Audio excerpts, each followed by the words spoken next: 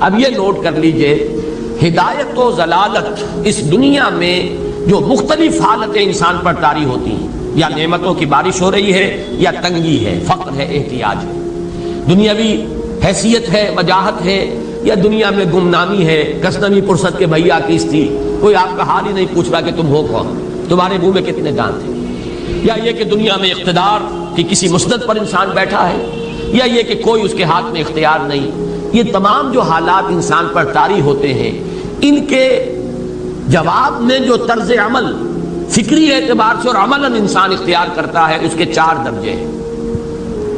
پہلا درجہ ہے انتہائی گمراہی، ضل ضلالا بعیدا۔ وہ کیا ہے؟ اگر عزت ہوئی، نعمتیں ملی، فلاں دیوی یا دیوتا کی نگاہ کرم ہے، اس کی کرپا سے یہ ہو گیا، اور اگر کوئی تکلیف آ گئی، مصیبت آ گئی، معلوم ہوتا ہے کہ فلاں دیوی یا دیوتا ہم سے ناراض ہو گیا، یہ کالی دیوی کی طرف سے کوئی مصیبت آ گئی ہے، یا یہ کہ یہ لکشمی دیوی کی نگاہ کرم ہے کہ ہمیں دولت مل گئی ہے۔ یہ تو ہے شرک۔ شرک ہونے کے اعتبار سے یہ ہے ضل ضلالا بعیدا، انتہائی پستی۔ اس پستی سے اوپر آئیں گے تو توحید کی پہلی منزل ہے۔ عزت دی اللہ نے دی، اگر کوئی تنگی آ گئی، فقر، تکلیف، کوئی ذلت، رسوائی، یہ بھی اللہ کی طرف سے۔ ایک اعتبار سے تو انسان ہدایت پر آ گیا، بڑی گہرائی تھی اس گندگی کی اور اس خباثت کی جو شرک جس کا نام ہے، اس سے انسان نکل آیا، نجاست سے۔ توحید تو ہے، لیکن ابھی اس میں اس کی گمراہی کا ایک ایلیمنٹ شامل ہے، اور یہ گمراہی سے جب تک آگے نہیں آئے گا، اوپر نہیں ابھرے گا، اس کا طرز عمل کیا ہوگا کہ ذرا کچھ مل گیا، عزت مل گئی، پھولے نہیں سما رہے، اب زمین پر قدم نہیں ٹک رہے، گردن اکڑ رہی، کہیں محرومی ہو گئی، کوئی تکلیف آ گئی، کوئی مشقت، فقر آ گیا، اب بجھ کر رہ گئے۔ ان دونوں کیفیات میں انسان کا پینڈولم جو ہے وہ ایکسٹریم کو جائے گا۔ یہ کب ہوگا؟ جبکہ انسان یہ سمجھتا ہے کہ اس دنیا میں جو دولت مل گئی یا عزت مل گئی تو یہ گویا کہ بڑی کوئی قابل فخر شے ہے، اور اگر یہاں پر کوئی تکلیف آ گئی، کوئی مصیبت آ گئی، فقر و فاقہ آ گیا تو یہ گویا کہ بہت ہی اہانت آمیز شے ہے۔ اگر یہ انسان سمجھے گا تو طرز عمل وہ نکلے گا، نتیجے کے طور پر جو میں بیان کر چکا ہوں، یہ گمراہی ہے۔ اس گمراہی سے نکلیں گے تو آپ کس مقام پر آئے؟ دوسری منزل ہدایت کی کیا ہے؟ نہ یہ عزت ہے نہ یہ ذلت ہے، دونوں حیثیتیں برابر ہیں کہ یہ امتحان ہے۔ اسی لیے ان دونوں آیتوں میں ایک لفظ قدر مشترک ہے، اذا مبتلاہ فاما الانسان اذا مبتلاہ ربہ فاکرمہ ونعمہ۔ یہ بھی ایک ابتلا ہے، آزما رہا ہے اللہ، کبھی وہ دے کر آزماتا ہے، کبھی چھین کر آزماتا ہے، کبھی فقر و فاقہ سے آزماتا ہے، کبھی وہ کثرت دولت اور کثرت مال سے آزماتا ہے، کبھی وہ صحت دے کر آزماتا ہے کہ یہ قوت اور توانائی اور صحت جو میں نے دی ہے یہ اس میں کیا کرتا ہے، کبھی وہ مرض کے ذریعے سے آزماتا ہے کہ صبر کرتا ہے کہ نہیں کرتا۔ ہمارے لیے شکوہ اور شکایت تو اس کی زبان پر نہیں آ جاتی، نالا اور شیون تو نہیں آ جاتا، تکلیف جھیلتا ہے کہ نہیں جھیلتا، اس میں تحمل ہے کہ نہیں ہے، تو صبر کرتا ہے یا شکر کرتا ہے۔ یہ دونوں کیفیات در حقیقت اس اعتبار سے مساوی ہے، یہ بھی امتحان، یہ بھی امتحان۔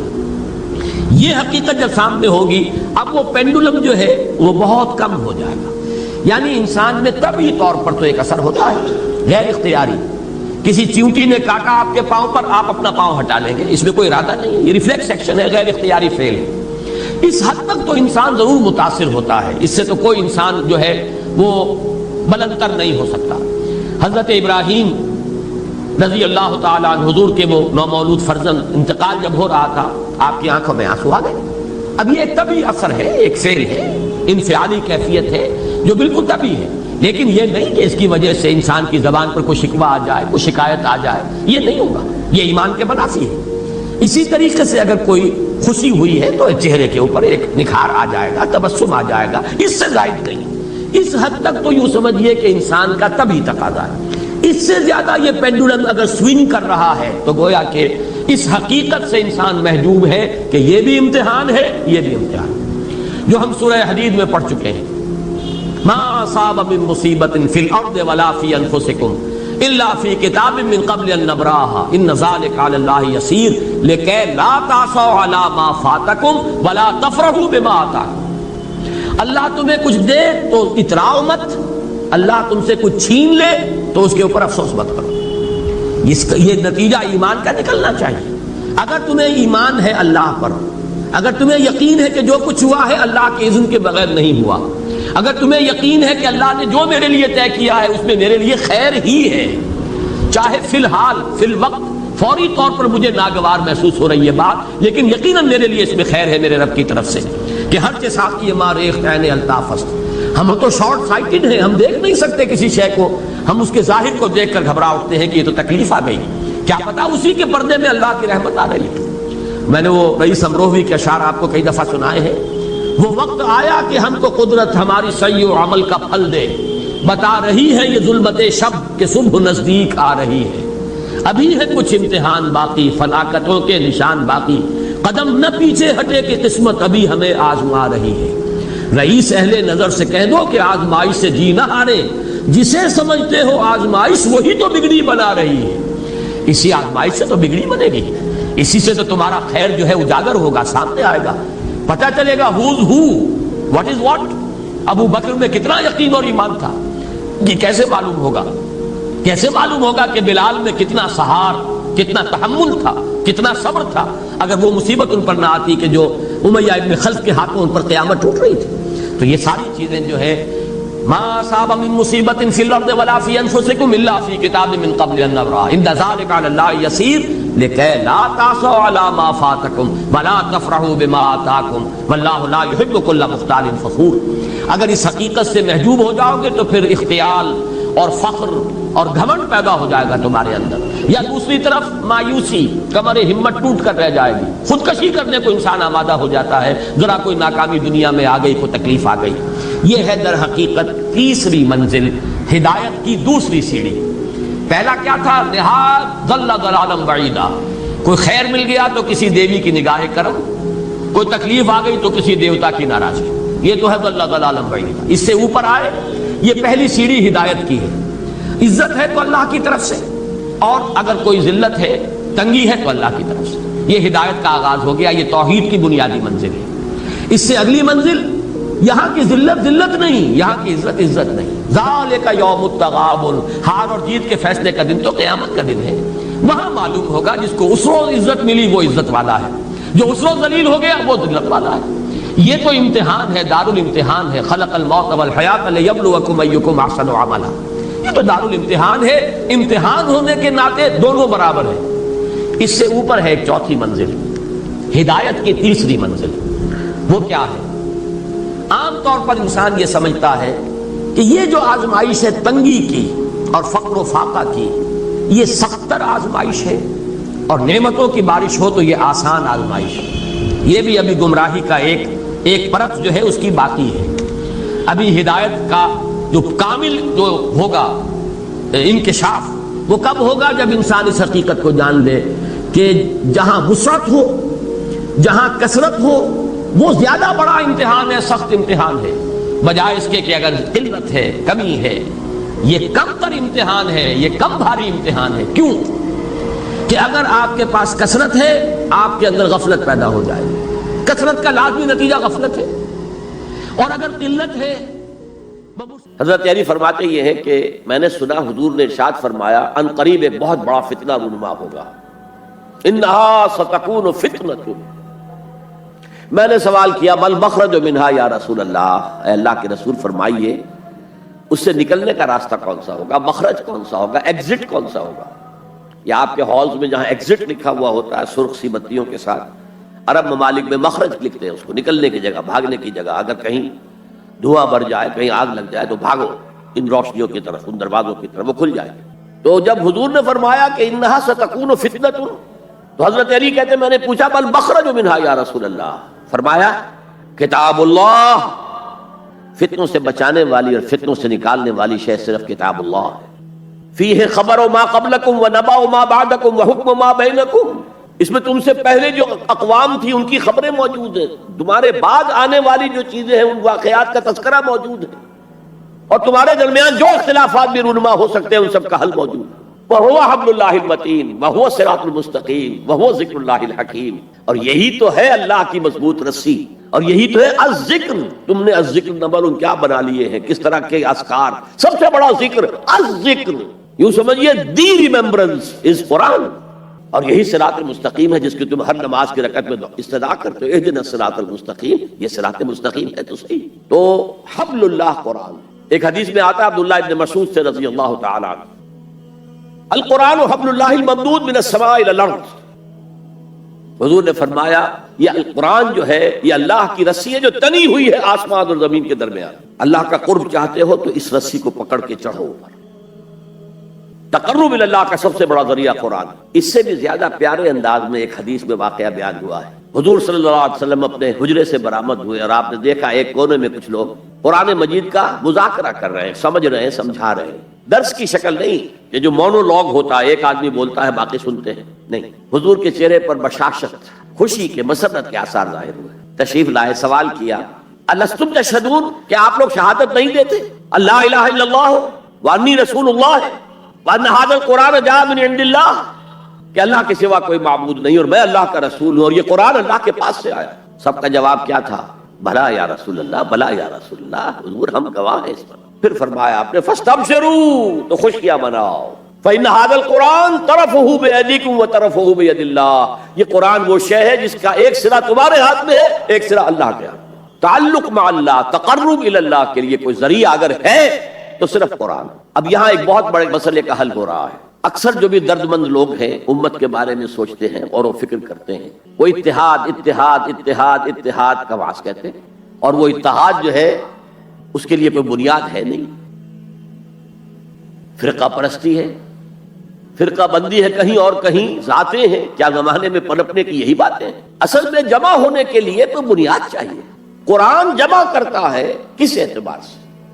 دیکھیے جانوروں کا ایک گلہ ہے جا رہا ہے، بھیڑیں بکریوں کا، ایک آدھ کتا بھی ان کو کافی ہے جمع رکھنے کے لیے، ذرا بکری کوئی ادھر ہوئی وہ کتا آیا وہ پھر واپس اپنے گلے کے اندر مل گئی، ایک دو کتے بھی کافی ہیں، بڑے سے بڑے گلے کو سنبھال کر رکھنے کے لیے ایک دو کتے کافی ہیں۔ لیکن انسانوں کو اگر جمع کرنا ہے تو پہلے ان کے اندر فکری اور ذہنی ہم آہنگی پیدا کرنا ضروری ہے، ان کے خیالات ایک جیسے ہوں، ان کے نظریات ایک جیسے ہوں، ان کے مقاصد ایک جیسے ہوں، ان کی سوچ ایک جیسی ہو، ان کے طریقہ کار ایک جیسے ہوں۔ جب تک یہ چیزیں نہیں ہوں گی جمع کیسے ہو جائیں گے؟ اتحاد کا واس کہتے رہیے، کوئی نتیجہ نکلے گا ہی نہیں، اور نہیں نکل رہا۔ متحد کرنے والی شے صرف اللہ کی کتاب، یہ آپ کے اندر فکری ہم آہنگی پیدا کرے، اور وہ بھی صرف قرآن کی تلاوت سے نہیں، قرآن کو سمجھنے سے، سمجھ کر پڑھنے سے، جس کے لیے میں بار بار عرض کر چکا ہوں کہ سمجھ کر پڑھنے سے مراد کیا ہے؟ اتنی عربی سیکھ کر پڑھنا کہ قرآن کا مفہوم براہ راست آپ کے ذہن اور قلب میں اترتا جائے۔ آپ کسی مترجم کے ترجمے کے ذریعے سے قرآن نہ پڑھیں، وہ سیکنڈ ہینڈ نالج ہو جائے گا، وہ تو آپ مترجم کی آنکھ سے قرآن پڑھ رہے ہیں، اپنی آنکھ سے نہیں پڑھ رہے۔ اگر اس طریقے سے قرآن کے ساتھ جڑ جایا جائے تو ذہنی ہم آہنگی ہوگی، فکری ہم آہنگی ہوگی، مقصد ایک ہو جائے گا، اعلاء کلمت اللہ۔ وہ جو کہا کسی نے کہ میری زندگی کا مقصد تیرے دی کی سرفرازی، میں اسی لیے مسلمان، میں اسی لیے نمازی۔ اگر مقصد ایک ہوگا تو ہم مقصد لوگوں کو کہتے ہیں امت۔ اما یا اموں کے معنی ارادہ کرنا، آمین البیت الحرام، وہ لوگ جو بیت الحرام کا قصد کر کے جا رہے ہیں، سفر کر رہے ہیں، تو امام جس کا کہ سب لوگ پیروی کر رہے ہیں، راستے کو امام کہتے ہیں اس لیے کہ آپ بھی راستے کے پیچھے پیچھے جا رہے ہیں، فالو کر رہے ہیں، راستے کے ساتھ راستہ مڑ گئے، آپ بھی مڑ گئے۔ تو امت وہ ہے ان لوگوں کا مجموعہ جن کا مقصد ایک ہے۔ آج ہم کہتے ہیں امت مسلمہ، امت مسلمہ، کہاں ہے امت مسلمہ؟ وحدت امت کا سب سے بڑا خودی خواہ ہندوستان میں علامہ اقبال، ایک ہو مسلم حرم کی پاسبانی کے لیے، نیل کے ساحل سے لے کر تا خاک کاشغر، لیکن اس کو بھی ماننا پڑا ہے اپنے لیکچرز میں، reconstruction of religious thought in Islam, there is no Muslim ummah present at this time، کوئی مسلم امت موجود نہیں ہے۔ Instead we have a number of Muslim nations۔ یہ بات چونکہ 1928 میں کہی، اس وقت تک تمام مسلمان ممالک جو ہیں کولونیل پاورز، یورپین پاورز کے تحت تھے، غلام تھے، انڈونیشیا سے موریتانیہ تک سب غلام۔ وہ تو صرف صحرائے عرب کو چھوڑا ہوا تھا انہوں نے، کہ وہاں کچھ تھا ہی نہیں۔ اگر تیل اس وقت کہیں نکل آیا ہوتا تو اس میں تو وہ پنجے گاڑتے کہ جو کبھی پنجے نکلنے والے نہ ہوتے۔ بہرحال یہ ان سب کو جوڑنے والی شے جو اقبال کہتا ہے instead we have a number of Muslim nations, آج ہم کیا کہیں گے؟ Instead we have a number of Muslim countries. پھر مسلمان ممالک میں بھی ایتھنک، لنگوسٹک، کتنے جھگڑے، کتنے اختلافات، کتنے چکر چل رہے ہیں۔ ڈارفر میں جو کچھ ہو رہا ہے اس سوڈان میں، وہ بھی ایتھنک ہے بنیادی طور پر، وہ کوئی مسلم غیر مسلم فساد نہیں ہے، ایتھنک ہے۔ تو اس اعتبار سے سوچئے کہ انسان کو جمع کرنے والی شے صرف وہ ہو سکتی ہے جو ان کے مقاصد کو یکجا کر دے، ان کے نظریات میں ہم آہنگی پیدا کر دے، ان کی سوچ کو ایک رنگ میں رنگ دے، پھر وہ بنیان مرصوص بن جائیں گے۔ علامہ اقبال نے بہت خوبصورت انداز میں کہا ہے، از یک آئینی مسلمان زندہ ہست، مسلمان اگر زندہ ہے تو ایک آئین کی وجہ سے ہے، وہ آئین قرآن۔ پیکر ملت ز قرآن زندہ ہست، یہ پیکر ملت جو ہے، جسم ہے ملت کا، جسد جو ہے، یہ اگر زندہ ہے تو قرآن کی بدولت ہے۔ جیسے میرا بدن ہے، میں زندہ ہوں تو جان کی وجہ سے، جان نکل جائے تو آپ کو معلوم ہے کچھ دیر کے بعد یہ ڈیکمپوز ہونا شروع ہو جائے گا، اسے جلد از جلد قبر میں اتارنا ضروری ہے۔ از یک آئینی مسلمان زندہ ہست، پیکر ملت ز قرآن زندہ ہست، ماں ہما خاک و دل آگاہ اوست، اعتصامش کن کہ حبل اللہ اوست۔ ہم تو نری خاک ہیں، خاک کے سوا کچھ نہیں، اور اس کے اندر دل جو ہے وہ قرآن ہے۔ ماں ہما خاک و دل آگاہ اوست، قرآن ہے دل، اعتصامش کن کہ حبل اللہ اوست، پکڑو اسے مضبوطی کے ساتھ کہ حبل اللہ وہ ہے۔ یہ احادیث کی ترجمانی ہو گئی کہ نہیں خوبصورت؟ القرآن حبل اللہ الممدود من السماء الی الارض، اعتصامش کن کہ حبل اللہ اوست، اس قرآن کو مضبوطی کے ساتھ تھامو، اس لیے کہ حبل اللہ وہ ہے۔ تو یہ دوسرا نکتہ ہے، واعتصموا بحبل اللہ جميعا ولا تفرقوا۔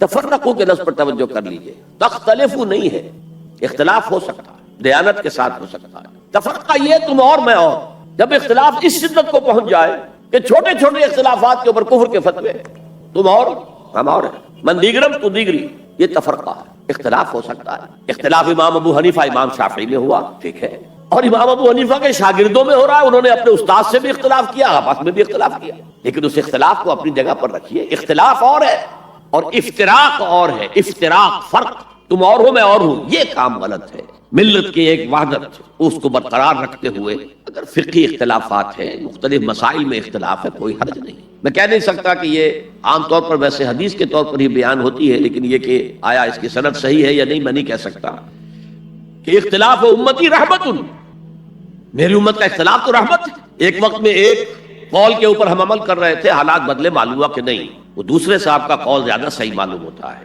قاضی ابو یوسف کے بجائے امام محمد کا قول زیادہ صحیح لگتا ہے۔ آج کل کے حالات میں ہمیں اس پر اختیار کر لینا چاہیے، ہو سکتا ہے رحمت ہے، اختلاف امتی رحمت۔ لہذا اختلاف جو ہے لا یزالون مختلفین ولذالک خلقہم، یہ لوگ اختلاف تو کریں گے اور اسی لیے اللہ نے انہیں پیدا کیا ہے۔ دو بھائیوں کی شکلیں نہیں ملتی ہیں، اختلاف ہے، گنا گونی ہے، مونوٹنی نہیں ہے، مونوٹنی تو انسان کو بور کر دیتی ہے۔ تنوع، گلہائے رنگا رنگ سے ہے رونق چمن، اے ذوق اس چمن کو ہے زیب اختلاف سے، گلہائے رنگا رنگ۔ تو اختلاف اور شے ہے، لیکن جو اختلاف افتراق کا سبب بن جائے وہ ہے اصل میں کہ جو پھر امت کی جڑوں کو گویا کہ اس کے اوپر تیشہ بن کر گرنے والی شے۔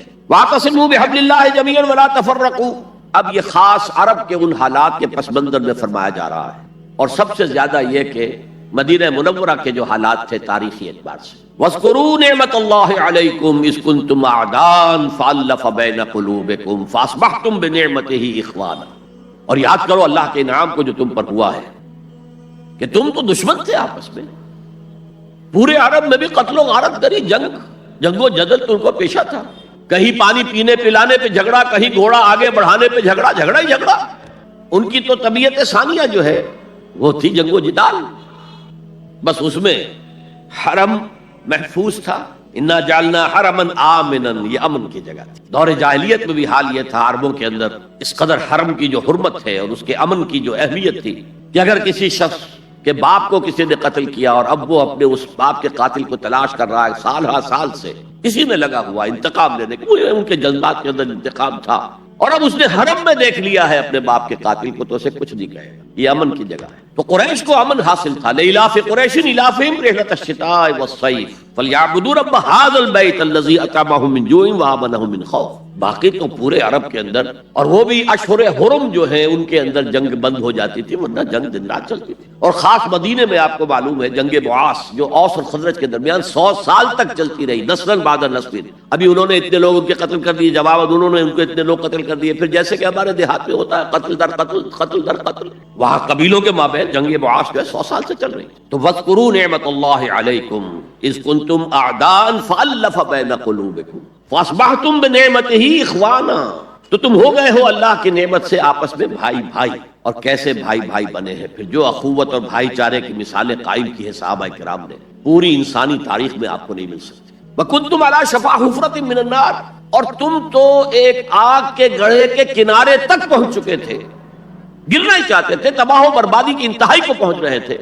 میں آپ کو بتا چکا ہوں ایک پس منظر کہ مدینے کے حالات میں ایک تاریخی اعتبار سے سازگاری کی ایک وجہ یہ بھی تھی کہ اب اوس اور خزرج تھک گئے تھے، لڑ لڑ کر ایک دوسرے کو مار کر تھک گئے تھے، اور وہ سوچ رہے تھے کوئی آربیٹریٹر ہونا چاہیے، ہمیں کوئی بادشاہ بنا لینا چاہیے جس کا حکم اوس بھی مانے خزرج بھی مانے۔ اور قرۂ فال بنامے من دیوانہ زدن، اس کے لیے قرۂ فال نکلا تھا عبداللہ ابن امی کا، اس کے لیے تاج تیار ہو گیا تھا سونے کا، ابھی تاج پوشی باقی تھی کہ حضور تشریف لے آئے بے تاج بادشاہ کی حیثیت سے، اس کے سارے خواب جو ہیں وہ بکھر گئے۔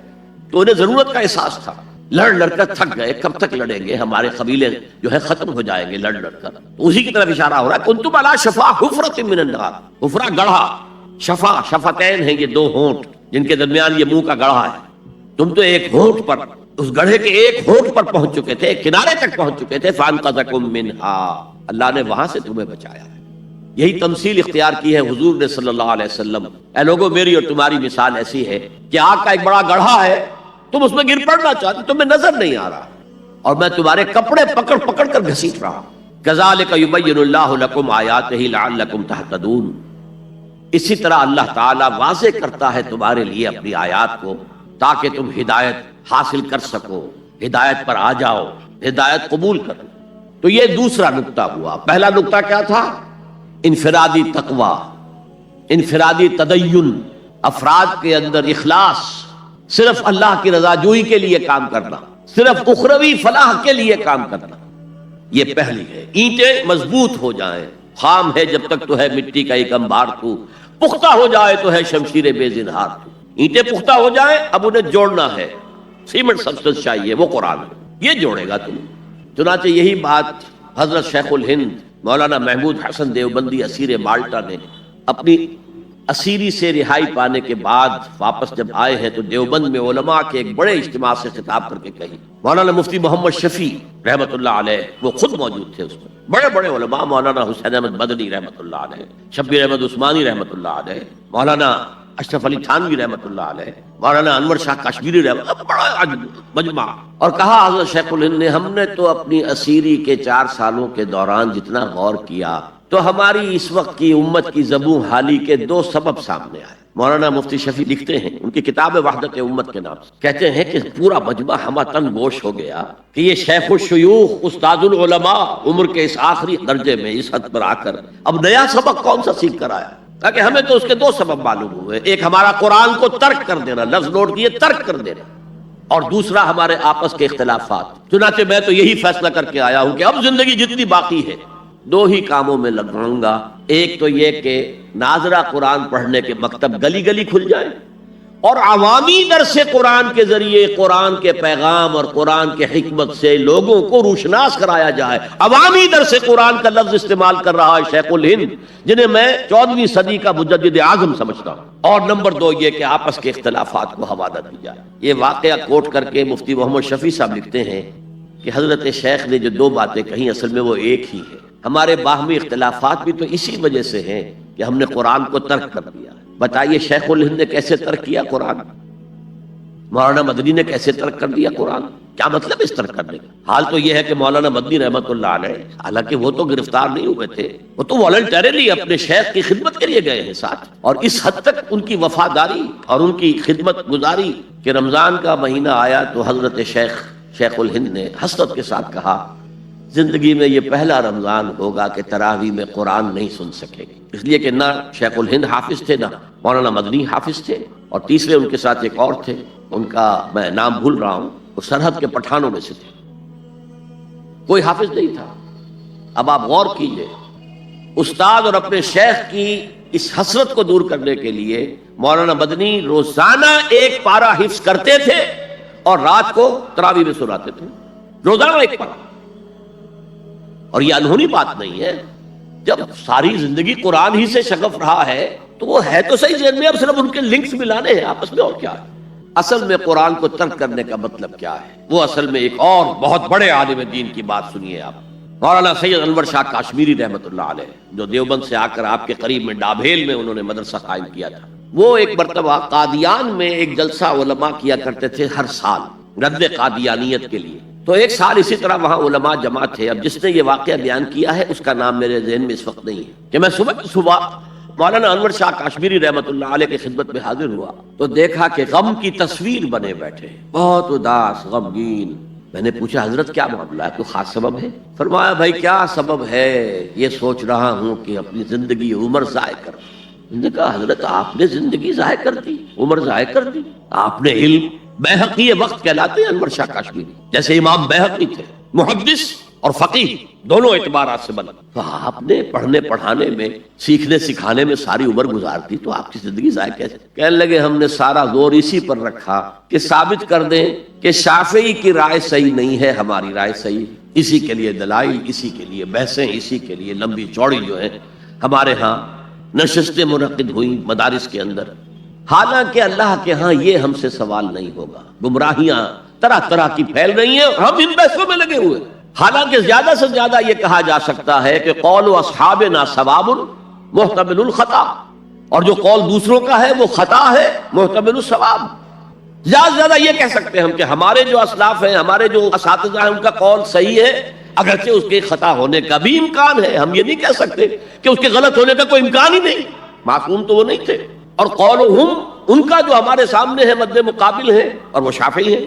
اصل تو جو ٹکراؤ تھا وہ فقہ حنفی اور فقہ شافعی کے مابین۔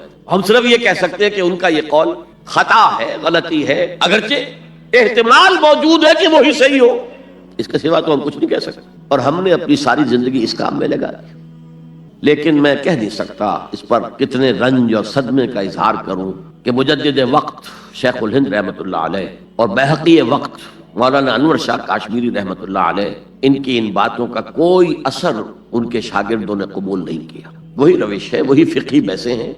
جب میں نے پاکستان میں تحریک خلافت کا آغاز کیا، کچھ احادیث بیان کی، اچھے علماء نے کہا کہ ڈاکٹر صاحب ہم نے تو یہ حدیثیں پہلی مرتبہ آپ سے سنی، یہ حدیثیں جو ہیں یہ ہیں کتاب الملاحم میں، اشراط الساعہ، علامات القیامہ، کتاب الفتن، اور حدیث کے ان ابواب پر تو پہنچتے پہنچتے ہم ایگزاسٹ ہو چکے ہوتے ہیں، ہماری ساری بحثیں جو ہے وہ ختم اور وقت ختم ہو جاتا ہے ان فقہی بحثوں کے اندر، یہاں تک تو ہم پہنچتے ہی نہیں۔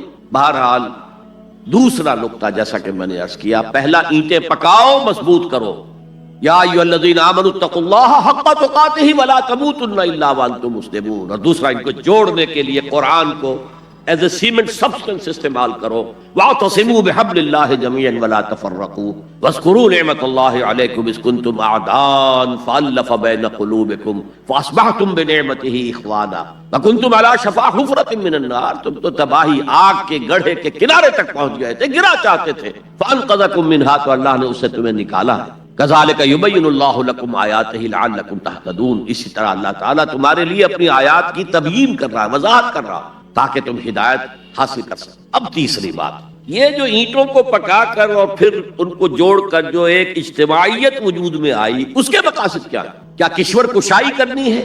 ملکوں کو فتح کرنا ہے؟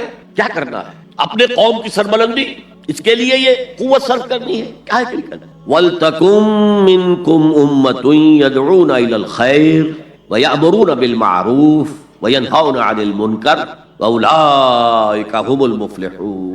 اب یہاں پر من جو ہے، منکم، اس کے معنی میں اختلاف ہے۔ مولانا ابوالکلام آزاد نے، کیونکہ اس موضوع پر ان کی پورا ایک مقالہ، پوری تقریر ہے کتابی شکل میں، امر بالمعروف نہی عن المنکر، اس آیت کے حوالے سے کہا ہے یہاں من جو ہے تبعیضیہ نہیں ہے، بیانیہ ہے، ثقیل اصطلاحات ہیں. مطلب کیا ہے؟ تم میں سے کچھ، یعنی سب نہیں، کچھ تو ہوں.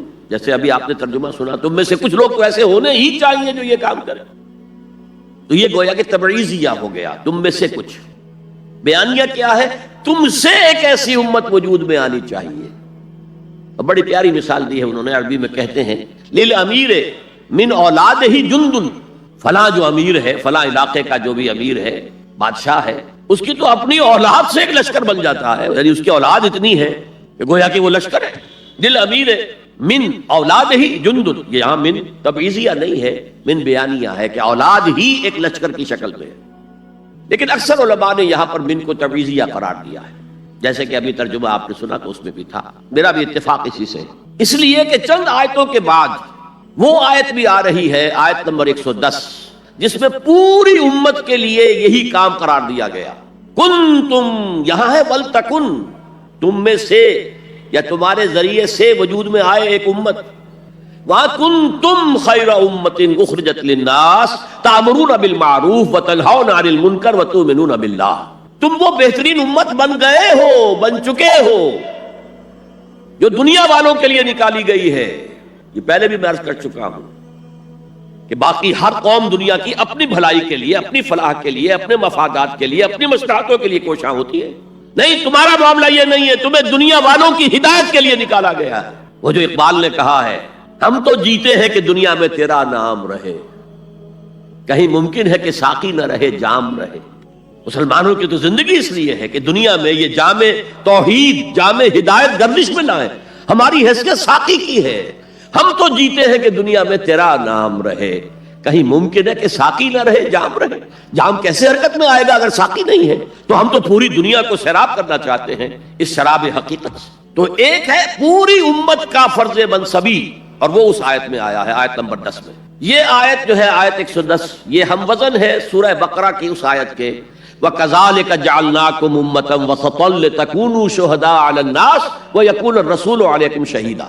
اسی طرح ہم نے تمہیں ایک امت وسط بنایا، درمیانی امت بنایا، بہترین امت بنایا، تاکہ تم گواہی دو اور گواہ بنو قیامت کے دن تمام نوع انسانی کے خلاف، اور رسول ہمارے صلی اللہ علیہ وسلم تم پر گواہی دیں اور قیامت میں گواہی دیں کہ اے اللہ میں نے تیرا دین ان تک پہنچا دیا تھا. Now they are accountable, they are responsible. They can't plead ignorance. یہ نہیں کہہ سکتے کہ بات پہنچائی نہیں گئی، میں نے پہنچا دی. تو امت کا مقصد کیا ہے؟ شہادت علی الناس، اتمام حجت. لئلا یکون للناس علی اللہ حجت بعد الرسل وکان اللہ عزیزا حکیما. ہم نے اپنے رسولوں کو بشیر و نذیر بنا کر بھیجا اس لیے کہ لوگوں کے پاس کوئی حجت باقی نہ رہ جائے. اللہ ہمیں تو پیغام پہنچا ہی نہیں، تو محاسبہ کس بات کا؟ لئلا یکون للناس علی اللہ حجت بعد الرسل. رسولوں کی آمد کے بعد اب یہ نہیں کہہ سکتے کہ ہم تک پیغام نہیں پہنچا. سب سے سخت محاسبہ انہی کا ہوگا جن کو براہ راست رسولوں نے تبلیغ کی ہے. اور یہی وجہ ہے کہ جن کو براہ راست رسولوں نے تبلیغ کی اور انہوں نے بحیثیت مجموعی رد کر دیا ان کی دعوت کو، ان کو ہلاک کر دیا، نسیم منسیہ کر دیا.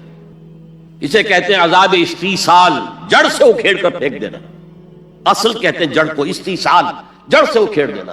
اگر جڑ نہیں نکلے گی تو پودا دوبارہ پھوٹ آئے گا. جس کو کہا ہے کالم یغنو فیہا، ایسے ہو گئے قوم نوح، قوم ہود، قوم صالح، قوم شعیب، آل فرعون، کالم یغنو فیہا، جیسے کبھی یہاں تھے ہی نہیں. لا یرا الا مساکنہم، اب مسکن تو نظر آ رہے ہیں. قوم سمود کے مسکن آج بھی نظر آ رہے ہیں. 7000 سال پہلی پرانی بات ہے یہ. آج بھی جائیے، جا کر دیکھیے اس علاقے کے اندر جو انہوں نے چٹانیں تراش کے، کس قدر خوبصورت وہ ہے، تراشے گئے ہیں، کتنے ایگزیکٹ ڈائمنشنز کے ساتھ ہیں. وہ جا کر دیکھیے، میں دیکھ کر آیا ہوں. 7000 سال پرانی تہذیب تھی. تو بہرحال قوموں کو پھر ہلاک کیا جاتا. البتہ جن پر بالواسطہ تبلیغ ہوتی ہے ان کے لیے یہ انجام نہیں ہے. بلا واسطہ رسول نے اتمام حجت کر دیا تو اب رعایت نہیں ہے، اب وہ ہلاک کر دیے جائیں گے اگر وہ نہیں مانتے. تو اب یہ ہے کہ یہ امت محمد صلی اللہ علیہ وسلم شہداء علی الناس، یہ سورہ بقرہ میں کہا، اور کنتم خیر امت اخرجت للناس، تم بہترین امت ہو جو نکالی گئی ہے، برپا کی گئی ہے لوگوں کے لیے. تمہارا کام کیا ہے؟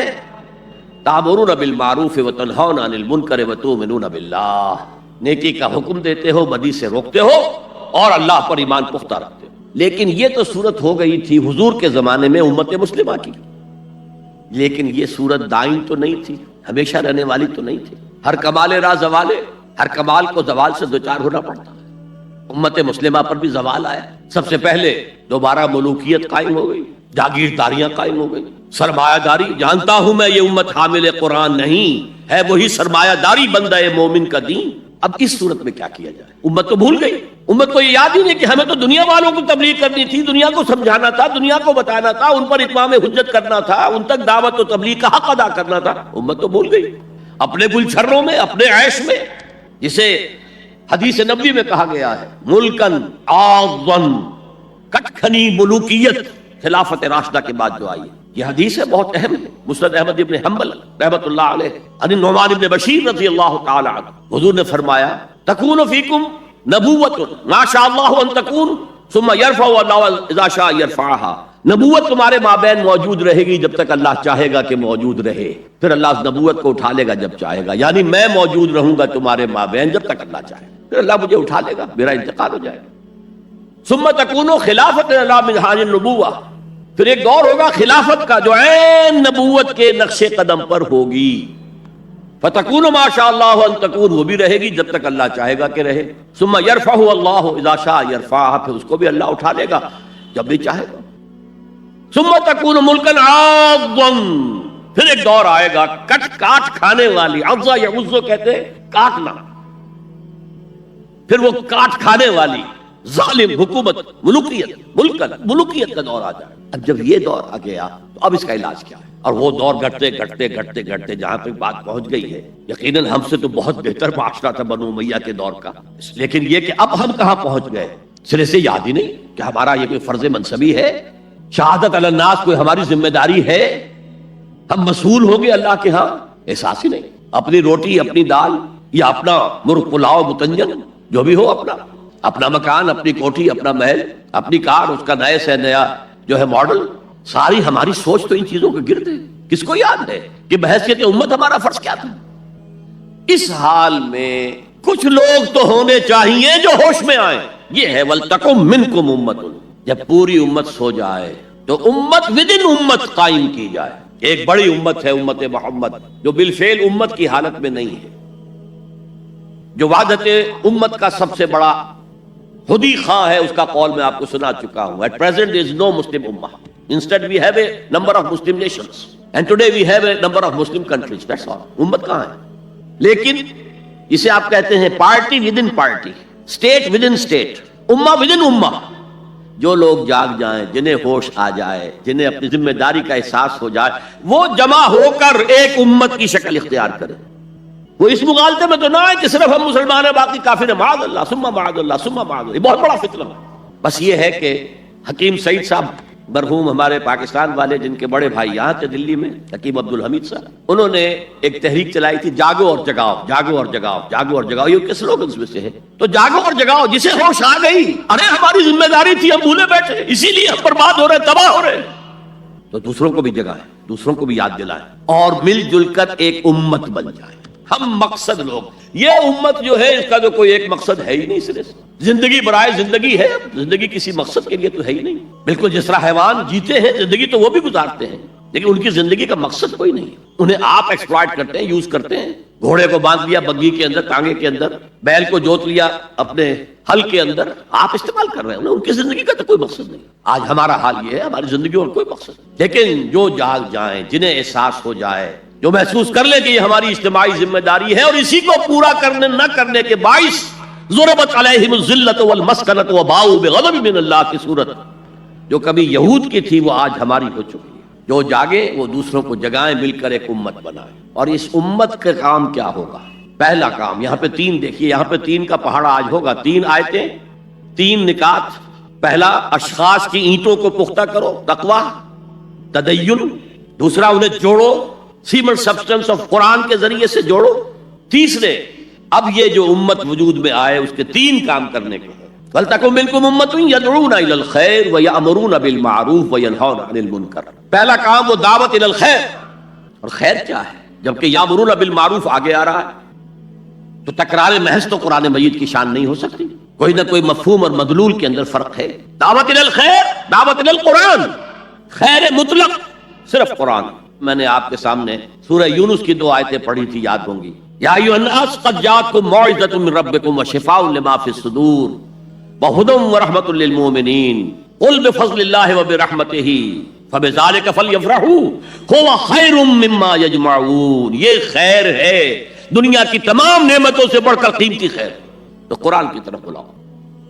دیکھیے ایک بات، ایک نقطہ سمجھ لیجئے، جسے ہم نعمتیں سمجھتے ہیں ان میں سے کوئی شے نعمت نہیں ہے جب تک کہ نعمت ہدایت ساتھ نہ ہو. آپ کو اللہ نے دولت دی، نعمت نہیں ہے. اگر ہدایت نہیں ہے آپ کو عیاشی میں اور طرح طرح کی غلط حرکتوں کے اندر مبتلا کرے گی، اسراف اور تبذیر کے راستے دکھائے گی. تو یہ دولت نعمت تو نہ ہوئی، زحمت ہوئی، رحمت تو نہ ہوئی. اگر اللہ نے آپ کو صحت دی ہے اور ہدایت نہیں دی ہے، آپ غلط کاموں میں اپنی اس جسمانی قوت اور صلاحیت کو صرف کریں. صحت نعمت نہیں ہے اگر ہدایت نہ ہو، دولت نعمت نہیں ہے اگر ہدایت نہ ہو، اولاد نعمت نہیں ہے اگر ہدایت نہ ہو. اس کے لیے تو مسئول ہو جائیں گے آپ اللہ کے ہاں. آپ نے اپنی اولاد کو کیا تربیت دی تھی؟ نعمت ہدایت. ہدایت ہے وہ شے، اس کے ساتھ جڑ کر جو چیز آئے وہ نعمت ہے، اس کے بغیر کوئی نعمت نہیں. اور الہدیٰ قرآن حکیم ہے، تو عظیم ترین نعمت قرآن ہے، خیر اعظم قرآن ہے. میں ابھی آپ کو وہ حدیث سنا چکا ہوں، هو حبل اللہ المتین وهو الذکر الحکیم وهو الصراط المستقیم، جس کے آخری الفاظ جو ہیں وہ بہت ہی فصاحت اور بلاغت اور اس میں جو جوش اور جذبہ ہے. واقعتاً یہ حدیث جو ہے یہ اپنی فصاحت اور بلاغت کے اعتبار سے قرآن مجید کے بہت قریب پہنچ جاتا ہے. من قال به صدقہ، من عمل به اجر، ومن حکم به عدل، ومن دعا الیہ ہدی الی صراط مستقیم. جو اس قرآن کی بنیاد پر کوئی بات کہے اس نے سچ کہا، جو اس قرآن کے پر عمل کرے اس کا اجر محفوظ ہے، جو اس قرآن کی روح سے کوئی فیصلہ کرے اس نے عدل کیا. اور جو اس قرآن کی طرف بلائے، کسی اور کو ہدایت ہو نہ ہو، اس کی ہدایت تو ہو گئی. انشورڈ. ومن دعا الیہ ہدی الی صراط مستقیم. اور اس میں جو پہلے آیت تھی نا اس میں بھی یہی ہے، ومن یعتصم باللہ فقد ہدی الی صراط مستقیم. آیت نمبر 101 جو ہے ہماری آج کی گفتگو 102 103 104 پر ہے. اس سے پہلی جو آیت ہے ومن یعتصم باللہ فقد ہدی الی صراط مستقیم. اور اللہ کے ساتھ جڑ جانے کا ذریعہ قرآن کے ساتھ جڑ جانا. پہلا کام ہو گیا دعوت الی القرآن، دوسرا کام امر بالمعروف نہی عن المنکر. یہ ہم کافی مرتبہ دیکھ چکے ہیں حضرت لقمان کی نصیحتوں میں بھی، یا بنی اقم الصلاۃ وامر بالمعروف وانہی عن المنکر واصبر علی ما اصابک ان ذلک من عزم الامور. اب یہاں پر بھی وہی آیا، نیکی کا حکم دے، بدی سے روکے. امر کا لفظ عربی زبان میں صرف حکم کے لیے نہیں آتا، مشورے کے لیے بھی آتا ہے. اطاعت لآموری کے لسر میں حبلی. ایک شاعر اپنی محبوبہ سے کہتا ہے کہ آخر تم نے اپنے انہی مشیروں کی بات مانی نا کہ جنہوں نے کہا تھا کہ مجھ سے اپنا تعلق منقطع کر لو. تو آموری کے تجھے وہ مشورے دینے والے کہ جنہوں نے سر میں حبلی میرے ساتھ رشتے کو منقطع کرنے کا مشورہ دیا تھا، تم نے ان کی بات مان لی. تو نیکی کا مشورہ یہ بھی امر بالمعروف ہے. نیکی کا حکم جہاں اتھارٹی ہے وہاں تو آپ پابند ہیں. اسی لیے وہ آیات سورہ حج کی جو نازل ہوئی ہیں اثناء سفر ہجرت میں. دیکھیے سورہ حج کے بارے میں آپ نے دیکھا ہوگا اختلاف ہے کہ آیا یہ مکی ہے یا مدنی ہے، اس لیے کہ بعض آیات اس میں ایسی ہیں جن میں قتال کا ذکر ہے. اذن للذین یقاتلون بانہم ظلموا وان اللہ علی نصرہم لقدیر. مکی دور میں تو ابھی قتال تھا ہی نہیں، قتال کی اجازت نہیں تھی. اسی طریقے سے اور بعض آیات. تو میرے نزدیک سورت بحیثیت مجموعی مکی ہے، اس کا پورا مزاج مکی صورتوں والا ہے، اس میں کوئی شک نہیں. البتہ کچھ آیات اس میں مدنی نہیں بلکہ اس اعتبار سے برزخی ہیں کہ حضور جب مکے سے تشریف لے جا رہے تھے مدینے کی طرف، اس اسنا میں نازل ہوئی. انہی میں وہ آیت ہے الذین ان مکناہم فی الارض اقاموا الصلاۃ وآتوا الزکاۃ وامروا بالمعروف ونہوا عن المنکر. وہ لوگ کہ جنہیں اگر ہم زمین میں غلبہ عطا کر دیں، تمکن عطا کر دیں، طاقت دے دیں، تو وہ نماز قائم کریں گے، زکوٰۃ کا نظام قائم کریں گے، نیکیوں کا حکم دیں گے، بدیوں سے روکیں گے. اس لیے کہ تمکن فی الارض حاصل ہو چکا ہے، اب بدیوں سے جب بالجبر بھی روکا جا سکتا ہے، نیکی کا حکم دیا جا سکتا ہے. زکوٰۃ زبردستی لی جائے گی، دینا چاہو یا نہ دینا چاہو. انکار کرو گے تو تمہارے ساتھ قتال ہوگا. اس لیے کہ اب معاملہ جو ہے صرف واضح و نصیحت کا نہیں ہے، اب تمکن ہے، غلبہ ہے، طاقت ہے، قوت ہے. تو جہاں جہاں جس درجے میں کسی کو بھی کوئی اختیار اور اقتدار ہو اس پر واجب ہے امر بالمعروف اور نہی عن المنکر. ہیڈ آف دی فیملی پر واجب ہے کہ اپنی فیملی کے اندر وہ یہ فریضہ سر انجام دے، نیکی کا حکم دے، بدی سے روکے. بدقسمتی سے ہمارے ہاں آج کل کچھ لوگوں نے ان دونوں کو علیحدہ علیحدہ کر دیا. نہیں یعنی منکر کرو گے، لوگوں کو روکو گے، ٹوکو گے، سودی کاروبار کرنے کے اوپر جو بھی وعیدیں آئی ہیں وہ اگر سناؤ گے لوگوں کو وہ بھیڑ چھٹ جائے گی، لوگ سنیں گے نہیں، چلے جائیں گے۔ میرے ساتھ یہ واقعہ ہوا ہے پاکستان میں۔ میری انجمن کے مؤسسین میں سے ایک صاحب تھے، ہیں ابھی زندہ ہیں، انہوں نے مجھ سے آ کر ایک دفعہ کہا کہ ڈاکٹر صاحب ہمارے لیے تو سود کو چھوڑنا ممکن نہیں ہے، ہمارا کاروبار ایسا ہے کہ بینک سے معاملہ کیے بغیر ہم نہیں چل سکتے، اور آپ ہمیں دوسرے تیسرے جمعے میں وہ حدیثیں سنا دیتے ہیں کیا ربا 70 حوبا ایسا کہ رجل امہ، سود کے جرم کے گناہ کے 70 حصے ہیں، کچھ بڑے ہیں کچھ چھوٹے ہیں، سب سے چھوٹا اس کے مساوی ہے کہ تم اپنی کوئی شخص اپنی ماں کے ساتھ زنا کرے۔ یہ حدیث تو ہم سے نہیں سنی جاتی، ہم سود تو نہیں چھوڑ سکتے، آپ کا جمعہ تو چھوڑ سکتے ہیں نا، وہ میرے ہاں جمعہ پڑھنا چھوڑ دیں۔ اب یہ صورتحال ہے کہ کچھ لوگ اسی خوف سے کہ لوگ بھاگ جائیں گے، دیکھنا ان بستیوں کو تم کے ویرا ہو گئی، یہ جو بھیڑ جمع ہے یہ تو پھر ادھر ادھر منتشر ہو جائیں گے، لہٰذا یہ باتیں نہ کرو، بس بھلی باتیں، بھلائی اچھا، جب نیکی بڑھے گی بدی خود بخود ختم ہو جائے گی۔ اگر ایسا تھا تو قرآن مجید کو یہ دونوں اصطلاحات لانے کی کیا ضرورت تھی؟ قرآن مجید میں 9 مقامات پر یہ دونوں اس طرح ساتھ ساتھ آئے ہیں جیسے ایک گاڑی کے 2 پہیے ہوتے ہیں، امر بالمعروف نہی عن المنکر، امر بالمعروف نہی عن المنکر۔ خود حضور کے لیے سورہ اعراف میں آیا یامرہم بالمعروف وینہاہم عن المنکر، وہ تو ہم پڑھ ہی چکے ہیں سورہ لقمان کا دوسرا رکوع، یا بنی اقم الصلاۃ وامر بالمعروف ونہی عن المنکر۔ اچھا نیکی کی اگر آپ مشورہ کریں، واز کہیں تو کوئی آپ کو کچھ نہیں کہے گا، بلکہ آپ کے گلے میں ہار ڈالیں گے، کچھ نذرانہ پیش کریں گے، زیادہ سے زیادہ آپ نے کچھ کہہ دیا تو گردن جھکا لیں گے، اور آپ نے اگر کہیں نہیں یعنی منکر کا کام کیا تو آپ ماتھے پر بل پڑیں گے، شکن پڑیں گے، پھر آپ کو دوبارہ وہاں دعوت نہیں دی جائے گی۔ اور وائس کم ہے، میٹھی میٹھی باتیں کرتے ہیں، چھوٹے چھوٹے کاموں کے اوپر اتنے اجر و ثواب کا وعدہ کرتے ہیں کہ پھر کوئی بڑا کام کرنے کی ضرورت ہی نہیں۔ تو وَلْتَكُن مِّنكُمْ أُمَّةٌ يَدْعُونَ إِلَى الْخَيْرِ وَيَأْمُرُونَ بِالْمَعْرُوفِ وَيَنْهَوْنَ عَنِ الْمُنكَرِ۔ اب ایک بات نوٹ کیجئے، قرآن مجید میں 9 مقامات تو وہ ہیں کہ جہاں امر بالمعروف نہی عن المنکر جڑ کر آئے ہیں، گاڑی کے 2 پہیوں۔ اس کے علاوہ متعدد مقامات ہیں جس میں اصل زور نہی عن المنکر پر ہے۔ اہل کتاب کے علماء اور ان کے جو صوفی لوگ ہوتے تھے درویش، ان پر تنقید آئی ہے لولا ینہاہم الربانیون والاحبار عن اکلہم السحت وقولہم الاسم، کیوں نہیں منع کیا ان کے علماء نے، ان کے احبار نے، ان کے صوفیاء نے انہیں حرام خوری سے اور جھوٹ بولنے سے روکا کیوں نہیں، منع کیوں نہیں کیا؟ حدیث میں آتا ہے لَتَأْمُرُنَّ بِالْمَعْرُوفِ وَلَتَنْهَوْنَ عَنِ الْمُنكَرِ أَوْ لَيَخْتِمَنَّ اللَّهُ عَلَىٰ قُلُوبِكُمْ، تمہیں لازماً نیکی کا حکم دینا ہے، بدی سے روکنا ہے، ورنہ اللہ لازماً تمہارے دلوں پر مہر کر دے گا۔ اب سنیے، اس نہیں عن المنکر کے بھی 3 مرتبے ہیں، میں نے کہا تھا نا 3 کا پہاڑا، سہ نکاتی پروگرام، پہلے افراد تیار ہوں، تقوی، تدین، اللہ کی فرما برداری، انہیں جوڑا جائے، اور سیمنٹ سبسٹنس قرآن، اس سے جو جمعیت وجود میں آئے اس کے 3 کام، اس میں جو آخری ہے نہیں عن المنکر اس کے 3 درجے۔ 2 حدیثیں میں آپ کو سنانا چاہتا ہوں، دونوں مسلم شریف کی ہیں۔ ایک کے راوی ابو سعید الخدری رضی اللہ تعالی عنہ، سمعت رسول اللہ صلی اللہ علیہ وسلم یقول، وہ فرماتے ہیں میں نے اللہ کے رسول کو یہ فرماتے ہوئے سنا، من رأى منکم منکرا فلیغیرہ بیدہ فإن لم يستطع فبلسانہ فإن لم يستطع فبقلبہ وذلک اضعف الایمان۔ تم میں سے جو شخص بھی کسی بدی کو دیکھے اس کا فرض ہے کہ طاقت سے ہاتھ سے اس کو روکے، بدلے۔ اگر اس کی استطاعت نہ رکھتا تو زبان تو استعمال کرے، گونگا شیطان تو نہ بن جائے، کہے تو صحیح اللہ کے بندے باز آ جاؤ، اے اللہ کے بندو اللہ کے غضب کو دعوت مت دو، کہو تو صحیح۔ اور اگر زبانوں پہ بھی تالے پڑ گئے ہو اور زبانوں کے گدیوں سے کھینچے جانے کا امکان ہو جائے تو آخری درجے میں فَإِن لَمْ يَسْتَطِعْ فَبِقَلْبِهِ، دل سے شدید نفرت تو رکھے، راتوں کی نیندیں حرام تو ہوں، سوچے تو صحیح کیا ہو رہا ہے۔ وہ جو حضرت ابو بکر رضی اللہ تعالیٰ عنہ نے فرمایا تھا جب مانعین زکوٰۃ کا فتنہ کھڑا ہوا ہے اور آپ نے فیصلہ کیا کہ ان کے خلاف قتال کیا جائے گا، جنگ کی جائے گی، تو حضرت عمر نے بھی مشورہ دیا کہ نہیں، خدا کے لیے تیسرا محاذ نہ کھولیے، مسلمانوں کے دل مجروح ہے، مورال ڈاؤن ہے حضور کے انتقال کی وجہ سے۔ اب ایک محاذ تو حضور کی زندگی میں کھل گیا تھا، سلطنت روما کے ساتھ ٹکراؤ، غزوہ موتا، پھر اس کے بعد وہ غزوہ کے جس کو کہا گیا ہے عسر والا، بھوک والا، تبوک، اور تیسرا لشکر تیار تھا حضرت اسامہ کی سرکردگی میں کہ حضور کا انتقال ہو گیا۔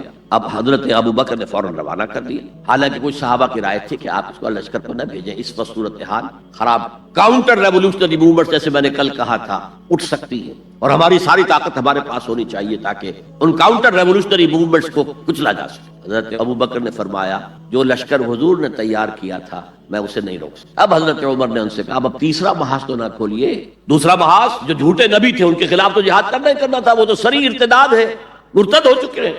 یہ تیسرا جو ہے یہ تو صرف زکوٰۃ دینے سے انکار ہے نا، اور وہ بھی اس وقت شکل یہ تھی کہ ہم زکوٰۃ آپ کو نہیں دیں گے، ہم زکوٰۃ کا نظام خود اپنا رکھیں گے، اپنے امیروں سے لیں گے، اپنے غریبوں کو دے دیں گے، مرکزی حکومت کو نہیں دیں گے۔ اس پر حضرت ابو بکر نے کہا کہ اگر یہ حضور کے زمانے میں زکوٰۃ کے اونٹ کے ساتھ اس اونٹ کو باندھنے والی رسی بھی دیتے تھے، اور اب اگر یہ کہیں گے کہ اونٹ تو لے جاؤ رسی نہیں دیں گے ہم، تب بھی میں قتال کروں گا۔ اور اس وقت جو جملہ کہا ہے ایبدل الدین وانا حی، کیا دین میں تغیر کیا جائے گا جبکہ میں ابھی زندہ ہوں؟ میرے جیتے جی یہ کام نہیں ہو سکتا۔ ہمیں کبھی احساس ہے ہم زندہ ہیں، عیش بھی کرتے ہیں، اچھے سے اچھا کھاتے ہیں، اچھے سے اچھا پہنتے ہیں، دین کس حال میں ہے؟ کہاں ہے؟ پاؤں تلے کچلا جا رہا ہے، استہزاء ہو رہا ہے، تمسخر کیا جا رہا ہے۔ اور یہ نہ سمجھیے کہ میں کوئی ہندوستان کی بات کر رہا ہوں، نہیں، تمام مسلمان ملکوں میں یہی حال ہے۔ ہر جگہ پر کہیں بھی صحیح اسلامی حکومت قائم نہیں، اسلامی نظام قائم نہیں۔ بعض جگہوں پر تھوڑے سے احکام شریعت نافذ ہیں، ان کی اپنی برکات ہے، لیکن نظام تو اسلامی نہیں ہے، دولت کی تقسیم کا نظام اسلامی نہیں ہے، سیاسی نظام اسلامی نہیں ہے۔ اس اعتبار سے ہمارے اندر شدید نفرت تو ہو، اگر یہ نفرت بھی نہیں ہے، اگر بے چینی بھی نہیں ہے، کوئی کڑھن بھی نہیں ہے، فرمایا ذالک اضعف الایمان، یہ ایمان کا کمزور ترین درجہ ہے۔ کیا مانی؟ اس کے بعد پھر ایمان نہیں، نفرت۔ دوسری حدیث سنیے، یہ حضرت عبداللہ ابن مسعود سے ہے رضی اللہ تعالی عنہ، یہ بھی مسلم شریف کی روایت ہے۔ حضور فرماتے ہیں ما بعث اللہ من نبی فی امتہ قبلی الا کان لہ حواریون و اصحاب، اللہ نے مجھ سے پہلے کسی بھی امت میں کسی نبی کو نہیں بھیجا مگر اس کے کچھ نہ کچھ حواری، کچھ نہ کچھ اصحاب تو ہوتے تھے نا، 2 ہوں، 4 ہوں، 10 ہوں، 12 ہوں۔ حضرت عیسیٰ کے حواری 12 تھے، ایمان لانے والے کل کہتے ہیں 72 تھے، بہرحال کچھ نہ کچھ ساتھی، حواریون و اصحاب یاخذون بسنتہ ویقتدون بامرہ، وہ کیا کرتے تھے؟ وہ حواری اور صحابہ اپنے نبی کی سنت کو مضبوطی سے پکڑ لیتے تھے اور انہی کے احکام کی پیروی کرتے تھے، یقتدون بامرہ، اقتداء کرتے تھے، پیروی کرتے تھے۔ ثم انہا تخلف من بعدہم خلوف، پھر ہمیشہ ایسا ہوا ہے کہ بعد میں کچھ ایسے ناخلف اٹھے، یفعلون یقولون ما لا یفعلون ویفعلون ما لا یؤمرون، کہ وہ کہتے وہ تھے جو کرتے نہیں تھے، اور کرتے وہ تھے جس کا حکم ہی نہیں ہوا۔ عرس منائے جا رہے ہیں، یہ کوئی اللہ کے رسول کا حکم ہے؟ کیا رسول کے صحابہ کا عمل ہے؟ کیا حضور کا عرس منایا گیا؟ عید میلاد النبی ایک نئی عید ہو گئی ہے، کیا اس کا حکم دیا محمد رسول اللہ نے؟ یفعلون ما لا یؤمرون، وہ اپنی ہی ایجاد کردہ روایات ہیں، اپنی ہی ایجاد کردہ بدعات ہیں، اپنی ہی ایجاد کردہ رسومات ہیں، ان پر لگے ہوئے ہیں، اور دعوے کرتے ہیں اللہ سے محبت، رسول کے عشق کے، جبکہ ان کے عمل میں نہ اللہ کی اطاعت ہے نہ رسول کا اتباع ہے۔ اب جب ایسی صورت پیدا ہو جائے تو کیا کریں؟ فمن جاہدہم بیدہ فہو مومن، تو جو مسلمان بھی ان کے خلاف جہاد کرے گا اپنے ہاتھ سے، اپنی طاقت سے، وہ مومن ہوگا۔ ومن جاہدہ بلسانہ فہو مومن، اور جو ان کے خلاف جہاد کرے گا اپنی زبان سے، وہ بھی مومن ہوگا۔ وہی 3 درجے۔ ومن جاہدہم بقلبہ فہو مومن، دل سے نفرت رکھ کر جو جہاد کرے گا بالقلب وہ بھی مومن ہوگا۔ فما وراء ذلک من الایمان حبۃ خردل، اس کے بعد تو ایمان رائی کے دانے کے برابر بھی نہیں ہے۔ اب یہ دونوں حدیثیں نہی عن المنکر پر ہیں کہ نہیں، جس کو ہم رائٹ آف کر رہے ہیں؟ میں نے بتایا آپ کو 9 جگہ قرآن میں دونوں چیزیں ساتھ ساتھ اضافی طور پر آیا ہے، تو نہی عن المنکر پر زور آیا ہے۔ اب اس آیت کو مکمل کریں، وَلْتَكُن مِّنكُمْ أُمَّةٌ يَدْعُونَ إِلَى الْخَيْرِ، دعوت إلى القرآن، وَيَأْمُرُونَ بِالْمَعْرُوفِ وَيَنْهَوْنَ عَنِ الْمُنكَرِ وَأُولَٰئِكَ هُمُ الْمُفْلِحُونَ، اور صرف یہی لوگ ہوں گے فلاح پانے والے۔ یہ جو اسلوب حصر کئی دفعہ سمجھا چکا ہوں کہ ایک تو آپ یہ کہیں 8-10 آدمی بیٹھے ہیں، زید عالم ہے، تو اس سے دوسروں کے عالم ہونے کی نفی نہیں ہوتی، دوسرے بھی ہو سکتے ہیں، اور کہیں زید ہی عالم ہے تو بقیہ سے نفی ہو گئی، اب صرف زید عالم ہے باقی عالم نہیں۔ اس کو کہتے ہیں حصر، محصور کر لینا، کسی چیز کو کا احاطہ کر لینا۔ اولئک هم فلاح پانے والے صرف یہ، وہ سوئی ہوئی امت جسے اپنی ذمہ داری کا احساس ہی نہیں، جسے یاد ہی نہیں، جو بھول گئی، جس کا حال یہ ہے کہ وائے ناکامی متاع کارواں جاتا رہا، کارواں کے دل سے احساس زیاں جاتا رہا، اور وہ امت پوری طرح مطمئن ہے ہمارے لیے تو شفاعت ہو ہی جانی ہے، سیغفر لنا، ہمیں تو بخش ہی دیا جائے گا، لن تمسنا النار الا ایاما معدودات، ہمیں تو آگ چھو ہی نہیں سکتی مگر صرف گنتی کے چند دن۔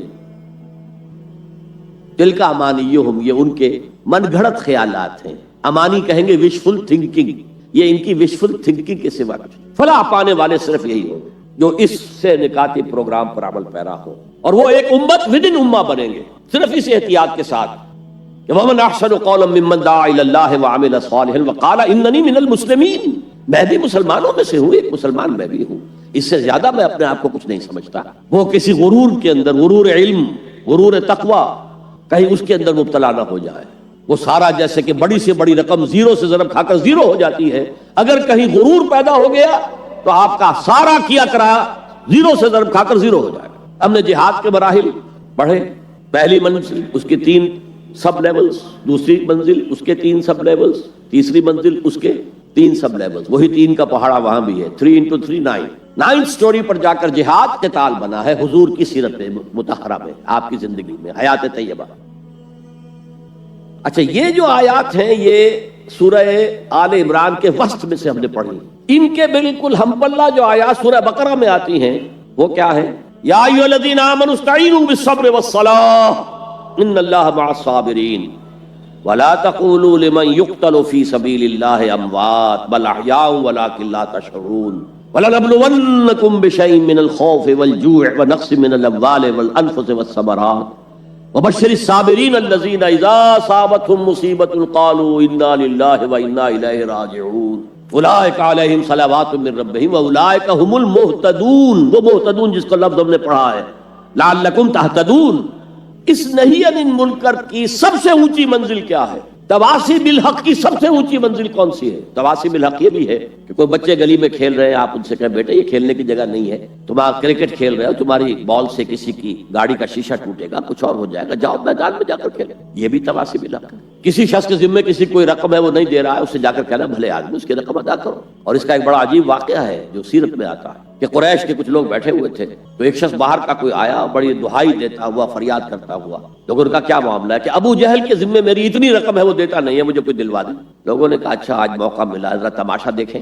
حضور اس وقت کہیں حرم کے کسی کونے میں نماز پڑھ رہے ہیں، کہا جاؤ جاؤ، وہ شخص جو ہے نا وہ کر سکتا ہے، ہم نہیں کر سکتے، اس سے بات کرو۔ وہ آیا، اس نے حضور سے کہا، حضور نے کہا اچھا چلو۔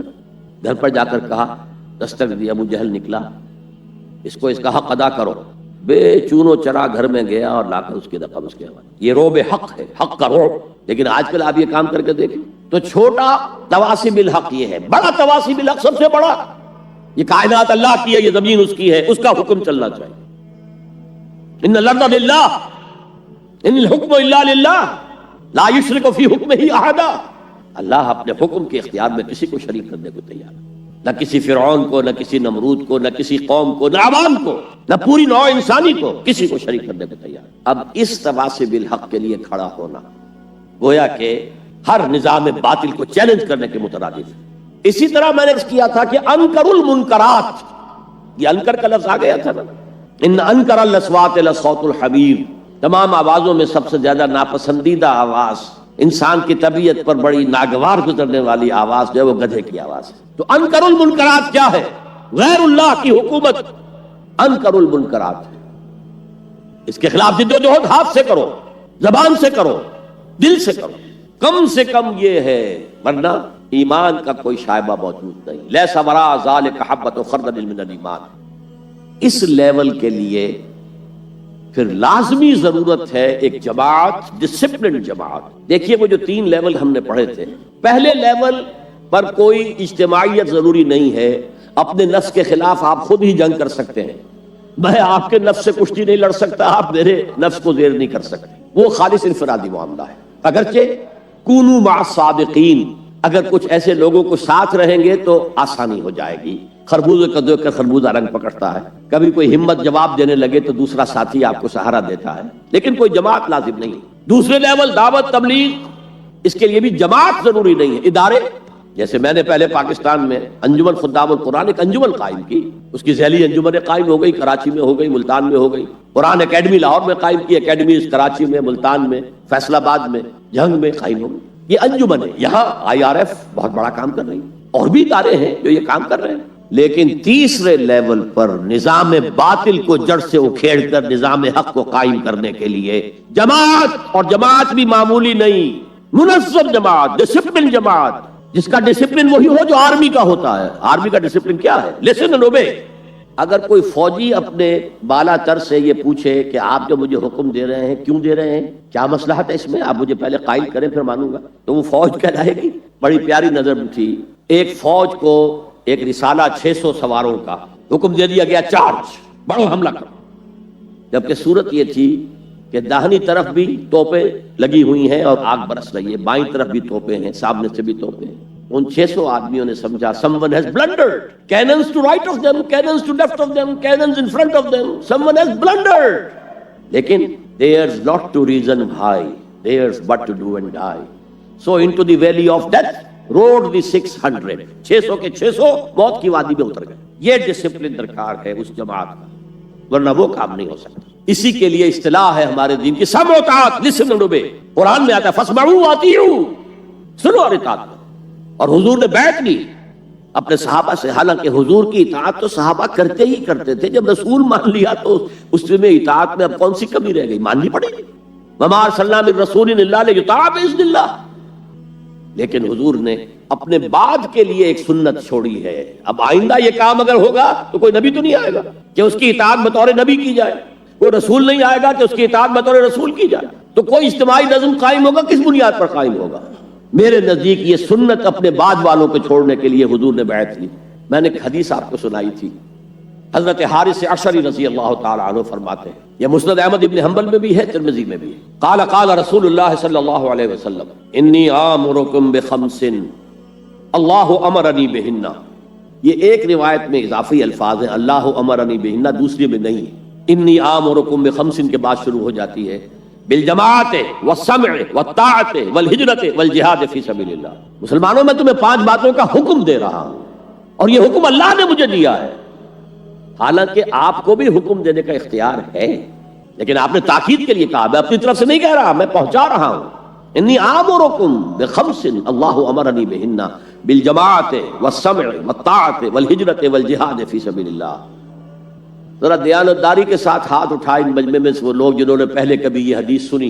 ایک تو ادھر میں نے ہاتھ دیکھا ہے، اس کا چرچا ہی نہیں ہمارے ہاں۔ کیوں؟ یہ اس لیول سے متعلق ہے جس لیول پہ ہم سوچتے ہی نہیں۔ اقامت دین کی جد و جہد، نظام کو بدلنے کی جد و جہد، یہ ہمارے ذہن سے خارج، ہمارے تصور دین سے خارج۔ دیکھیے وہ جو ہے بنی الاسلام علی خمس، اس میں امر نہیں ہے، یہ خبر ہے صرف۔ اسلام کی بنیاد 5 چیزوں پر قائم ہے، شہادت اللہ الہ الا اللہ وان محمد رسول اللہ واقام الصلاۃ وایتاء الزکوٰۃ وصوم رمضان وحج البیت من استطاع الیہ سبیلا۔ یہ حدیث کس کو نہیں معلوم؟ متن یاد نہ ہو یہ بات دوسری ہے، کس کو نہیں معلوم 5 ارکان اسلام حضور نے بتائے ہیں؟ حالانکہ وہاں یہ ہے میں تمہیں حکم دے رہا ہوں، اور چرچا ہی نہیں ہے ہمارے یہاں۔ جس گاؤں جانا نہیں اس کا راستہ کیا پوچھنا، جو کام ہم نے کرنا ہی نہیں، اس کے جو لوازم ہیں ان کے تذکرے کی کیا ضرورت ہے؟ یہ ہے ہمارا اس وقت کا عام مسلمانوں کا تصور۔ زیادہ سے زیادہ یہ کہ دین کو پھیلاؤ، پہنچاؤ، کتابوں سے، رسالوں سے، ویڈیو سے، آڈیو سے، مواعظ سے، درس قرآن سے، ترجمہ قرآن سے، یا تو یہ کہ اپنی ذاتی نیکی کا تصور ہے، اور یا پھر اس سے اوپر صرف یہ دعوت و تبلیغ۔ اس سے اوپر کی تیسری منزل جسے اقامت دین کہا جائے، جو خصوصی الفاظ حضور کے لیے 3 مرتبہ قرآن میں آئے، هو الذی ارسل رسولہ بالہدی ودین الحق لیظہرہ علی الدین کلہ۔ کسی اور نبی کے لیے 1 دفعہ بھی نہیں آئے، حضور کے لیے 3 دفعہ ہے۔ سورہ توبہ، سورہ فتح، سورہ صف۔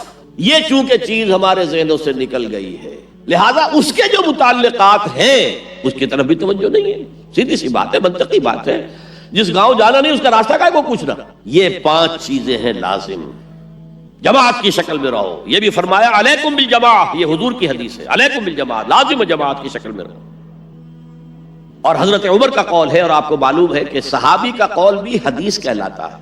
حضرت عمر فرماتے ہیں لا اسلام الا بالجماعۃ ولا جماعۃ الا بالامارہ ولا امارہ الا بالاطاعہ۔ کوئی اسلام بغیر جماعت کے نہیں، کوئی جماعت بغیر عمارت کے نہیں، اور کوئی عمارت بے فائدہ ہے اگر اس کی اطاعت نہ ہو۔ تو پہلا حکم بالجماعۃ والسمع، اور سنو، سننے کے لیے وابستہ رہنا ہوگا. وابستہ رہ شجر سے امید بہار رکھ. اب یہ نہیں ہو سکتا تھا کہ حضور پر کوئی بات آئی ہے تو آپ خود ہر ایک کے گھر جا کے اس کو پہنچائیں. آپ وابستہ رہیں اس نظم جماعت کے ساتھ. جیسے کہ درخت کا پتا جو ہے اس تک بھی جڑ سے لے کر جو غذا آ رہی ہے درخت کے پتے تک پہنچ رہی ہے. تو پیوستہ رہ شجر سے امید بہار پر، اس پیوستگی کے ساتھ، تاکہ وہ سارے احکام آپ تک خود بخود پہنچے. والطاعہ اور اطاعت، تین چیزیں ہو گئی، بالجماعت والسمع والطاعت والہجرت والجہاد فی سبیل اللہ. اور میں اس کی حقیقت پہلے بھی بیان کر چکا ہوں. ہجرت، اس کی بنیاد کیا ہے؟ حضور سے پوچھا گیا ای الہجرت افضل یا رسول اللہ، اے اللہ کے رسول سب سے اعلیٰ اور سب سے افضل ہجرت کون سی ہے؟ فرمایا ان تہجر ما کرہ ربک، ہر اس چیز کو چھوڑ دو جو تمہارے رب کو پسند نہیں ہے. آج اپنے گریبان میں جھانکیے، جو چیز زندگی میں غلط ہے شریعت کی روح سے طے کیجئے کہ اب نہیں ہوگی، اب ختم کر دوں گا. ہجرت شروع ہو گئی آپ کی.